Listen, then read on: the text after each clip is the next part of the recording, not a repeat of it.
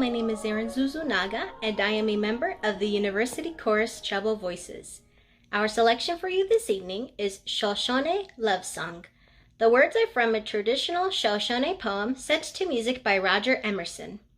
The Shoshone are a Native American tribe who originated in the western Great Basin and spread north and east into present-day Idaho and Wyoming.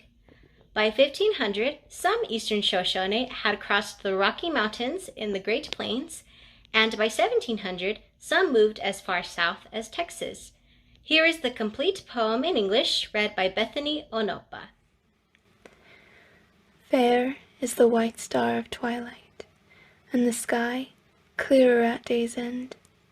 But she is fairer, and she is dearer, she, my heart's friend. Far stars and fair in the sky's bending, low stars of hearth fires and wood smoke ascending. The meadowlark's nested, the nighthawk is winging. Home through the starshine, the hunter comes singing. Fair is the white star of twilight, and the moon roving to the sky's end. But she is fairer, better worth loving, she, my heart's friend.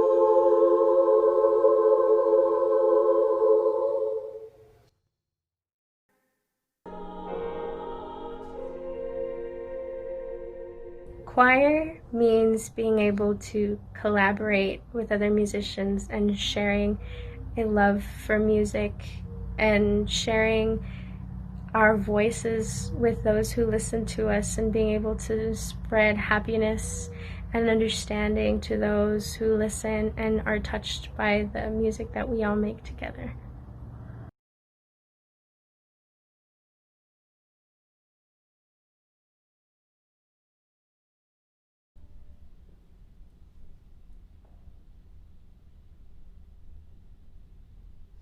Round and round we go, we hold each other's hands and leave our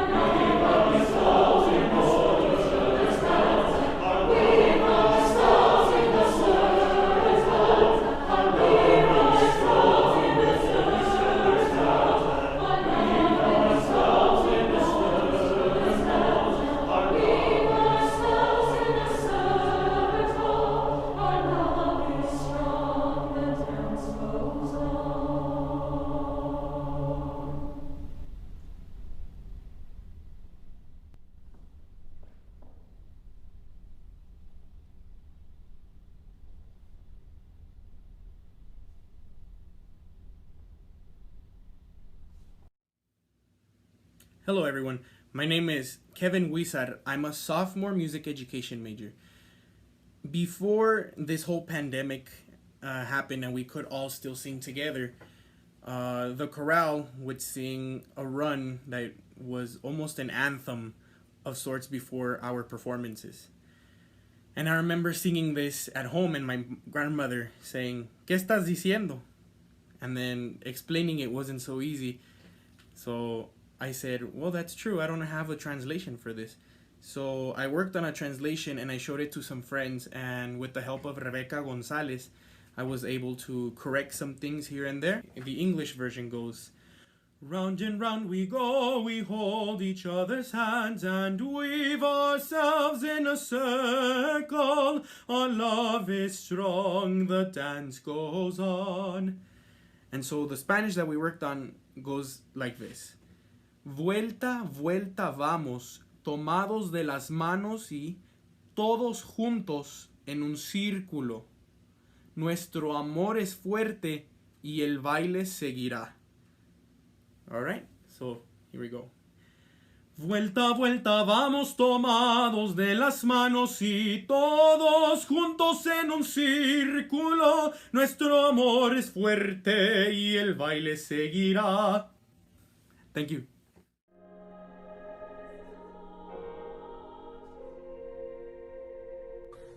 To me, choir is an emotional outlet, and it helps me live life positively.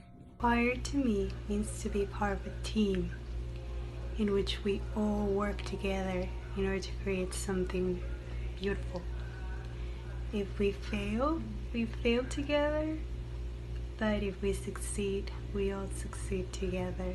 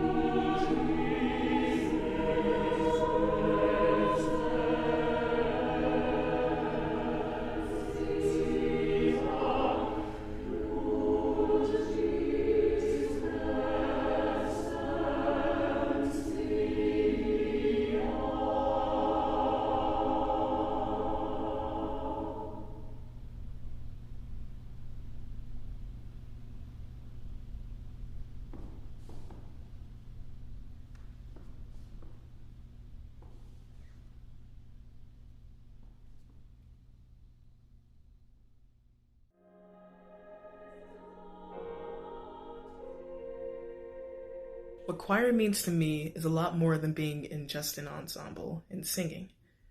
It means emotionally and mentally and spiritually connecting with those around you through the form of music and really growing that bond as a family of singing.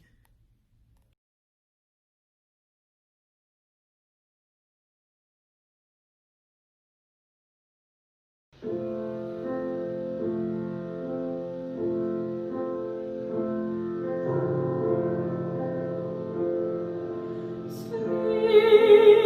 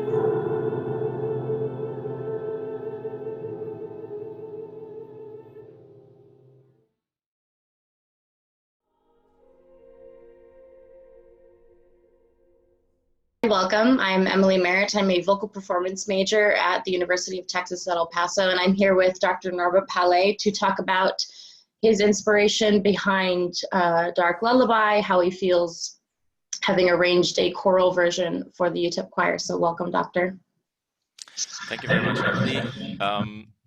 Yes, I'm Norbert Palej. I'm a composer. I'm also a composition teacher currently at the University of Toronto. And I'm originally from Poland. I grew up in Krakow.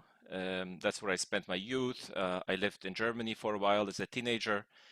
I lived in the United States for about 10 years. I did all my studies in the United States. Well, I started them in Poland, and then I received a scholarship to go to the United States, and that's where I completed all my degrees. And then I started working, teaching at the University of Toronto.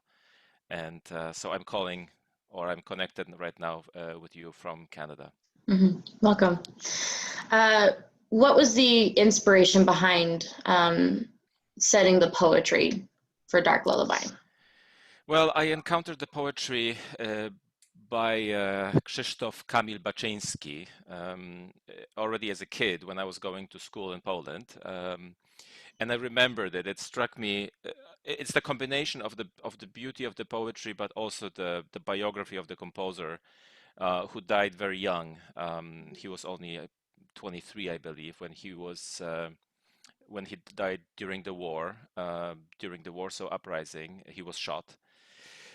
So it's this very tragic fate of a poet who was just, he was so talented and so full of inspiration, and his life was cut very short.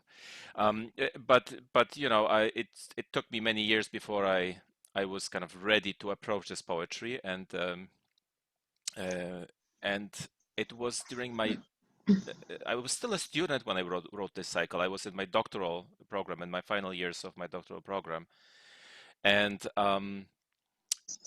I wanted to write a song cycle, and that's the poetry I decided on. It's just, I mean, it's extremely lyrical, it's extremely emotional, very human, full of deep symbolism, but also quite approachable and kind of to the heart. It speaks directly to the heart.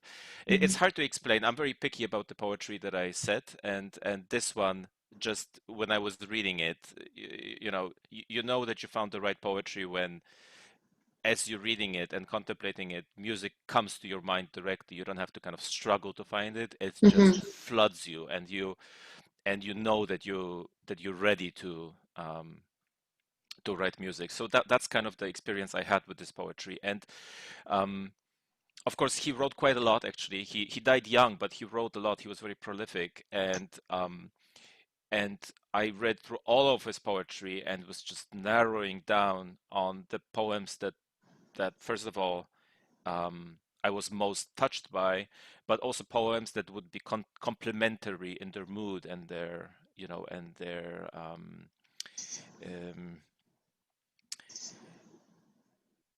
that I would simply be contrasting with each other. So I decided, I chose 5 poems, and I arranged them in an order where we start bright, and then we descend gradually into darker places. And then at the end we ascend again into the brightest place of all. So it's kind of a descent and then transfiguration at the end. And the Dark Lullaby falls somewhere right in the middle. It's not the darkest place. The darkest place happens after the Dark Lullaby, but it blends aspects that are bright and aspects that are dark together. What is the meaning behind Dark Lullaby that you were trying to? What does it mean for you, and what are you trying to say? What were you trying to say with it? Because it's a section of his poem. Yep. Yeah, it's a very small fragment of a larger poem that I extracted, and something that's very important to me whenever I set any poetry is that I look for things that are timeless somehow, that address situations or emotions that don't just happen during a particular period of time, but that always we always face them in some other form. So in this case, the Dark Lullaby essentially it's it shows one person comforting another person at a time when the world is scary. It's you know, it's dangerous and scary. So there is it's a comfort to get rid of fear, right? It's this situation where there is this little space of safety. In this little home, one person sings to another person saying, "Don't worry, don't be afraid. All this stuff is happening out there, but we're safe here for now at this moment." And that to me is a kind of a timeless situation. It can happen during a war, it can happen during a pandemic, it can happen pretty much any time in any person's life. It all depends on the context and the situation and the psychological situation we're in. And that's what really attracted me to this.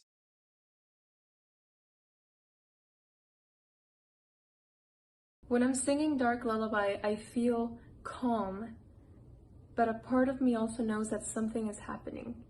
The way I can feel this is I'm having the percussion right here next to me, playing what symbolizes the explosions, the war, the fear, and we're singing this beautiful text that's really, really soft, and it goes for a really long amount of time, and we're singing my love, all of these things that want to be calm, want to be soothing, even though we have everything else happening in the background, even though we have those explosions, even though we have doubts of what may happen next.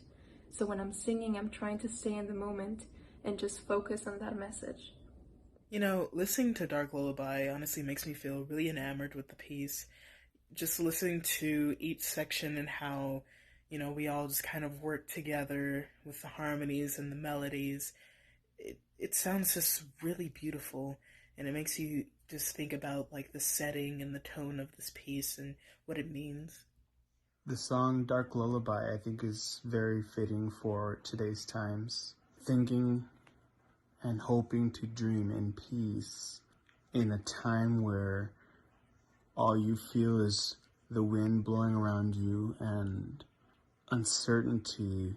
And I think that that's beautiful and scary, and all these things culminating into one beautiful idea that at the end of the day, hope and peace is all we have. And singing a song like this, I think, really just resonates with today and the times, you know. And I think that it's really beautiful how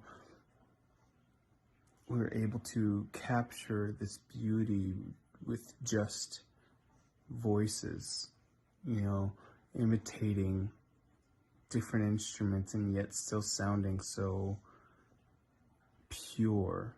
I think that this song brings a lot of hope to a lot of us who are just trying to get day by day, get through, and hope for a day where we can wake up after a restful night and be in a better world. And singing Dark Lullaby makes me feel an overwhelming sense of peace, and to an extent, hope.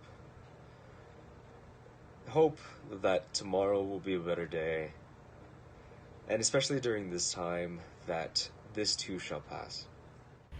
Singing Dark Lullaby brings me a sense of peace and love, especially thinking of my godson who was born this year during the pandemic. I didn't get to see a lot of him during his first few months, but thankfully I've been able to see him more. And so it reminds me of the times that I do get to spend with him and being able to watch him sleep and the peace that babies have when they're in their sleep. And I hope that everyone gets that peace when they hear this song. I think they got the message.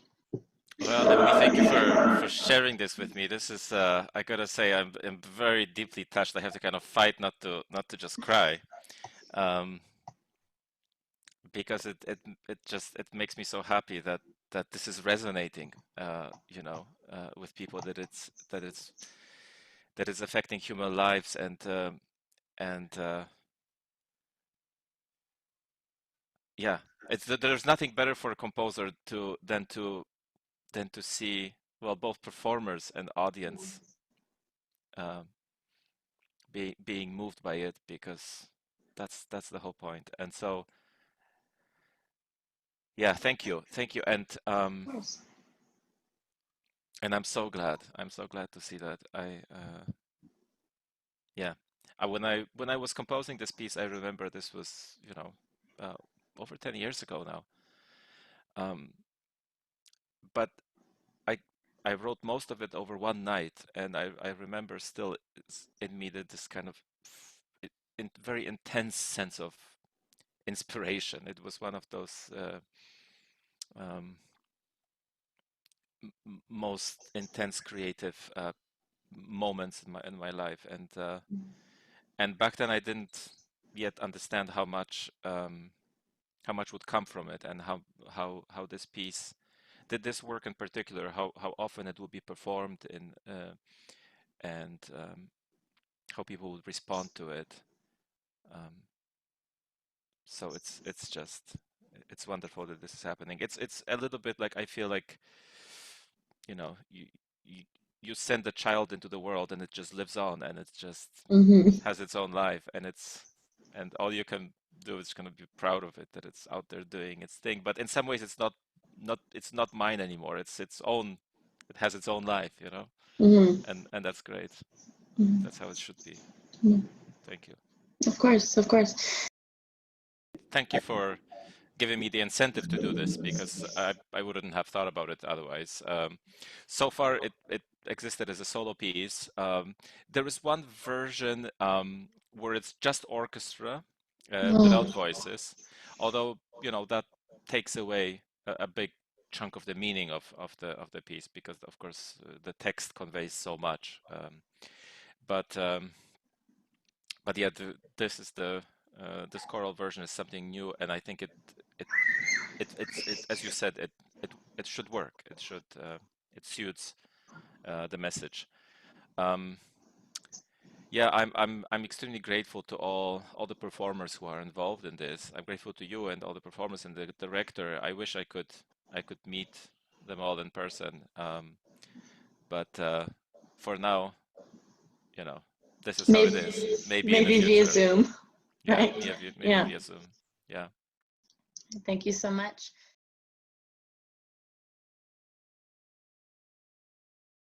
Without further ado, here is the UTEP Concert Chorale singing Dark Lullaby.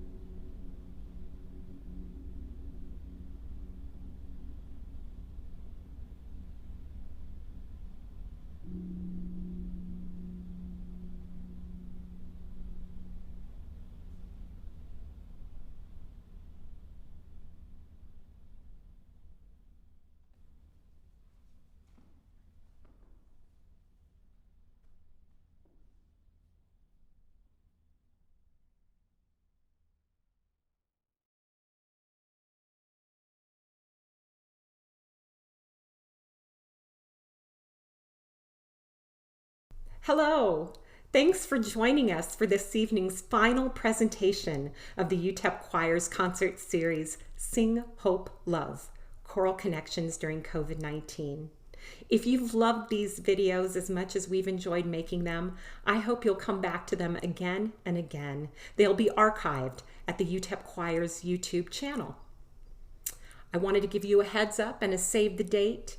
If you're looking for more music from the UTEP Choirs, tune in on Tuesday, November 24th for the airing of our first in a mini concert series, Singing in the Season, where we'll be presenting some old favorites from previous holiday revels performances, as well as some new material. Until November 24th, Singing in the Season, please stay well and be happy.